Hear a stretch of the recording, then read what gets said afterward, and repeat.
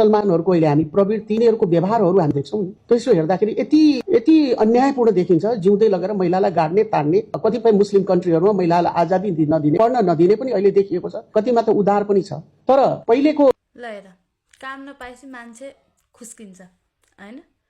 तपाईलाई के भन्न चाहन्छु भने हैन, मनैदेखि पहिला इस्लामको बारेमा राम्रोसँग जान्नुस्, बुझ्नुस्, अनि त्यसपछि बल्ल भन्न थाल्नुस् है।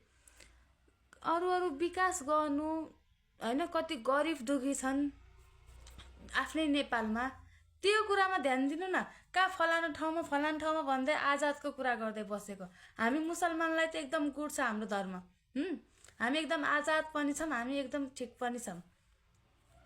नेपालमा को दुखी गरिब कहाँ के परे त्यो कुरामा विकास गर्नु न। के भनिरहेको के अजीब छ बा।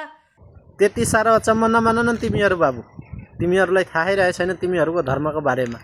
सुशीला कार्कीज्यूले भनेको एकदम सही र एकदम करेक्ट कुरो हो। तिमीहरूलाई थाहै रहेछ छैन। तिमीहरू अर्को देशमा जन्मेको भए बल्ल थाहा हुन्थ्यो तिमीहरूको धर्म र तिम्रो संस्कृतिको बारेमा। तिमीहरूको नसिबै राम्रो गरेर आएछौ कि तिमीहरू नेपालमा जन्मेछौ। नेपालमा नियम कानुनले एउटा बिहे भन्दा अर्को बिहे गर्न पाउँदैन। नभए तिम्रो धर्म र मजहबको नाममा 3टा बिहे हुन्थ्यो, 4वटा बिहे हुन्थ्यो, अनि मजहबको नाममा तिमीहरूको हलाला हुन्थ्यो, अनि थाहा पाउँथ्यो तिमीहरू। त्यति सारा अचम्म नमान न बाबु। नेपालमा जन्मेछौ, तिमीहरूको भाग्य र एकदम साथ दिएछ तिमीहरू नेपालमा जन्मेछौ। आफ्नो धर्म